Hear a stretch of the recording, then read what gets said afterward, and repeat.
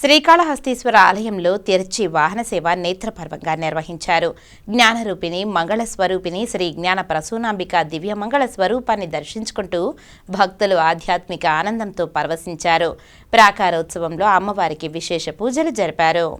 శ్రీకాళహస్తీశ్వర ఆలయంలో శుక్రవారం రాత్రి శ్రీ జ్ఞాన ప్రసూనాంబాదేవి తిరుచి వాహనంపై భక్తులకు దర్శనమిచ్చారు. ఆలయంలోని అమ్మవారి సన్నిధిలో అమ్మవారి ఉత్సవమూర్తికి విశిష్ట దివ్య అలంకారాలు చేసి తిరుచి వాహనంపై కొలువుదీర్చి ఆలయ ప్రాకారోత్సవం చేపట్టారు.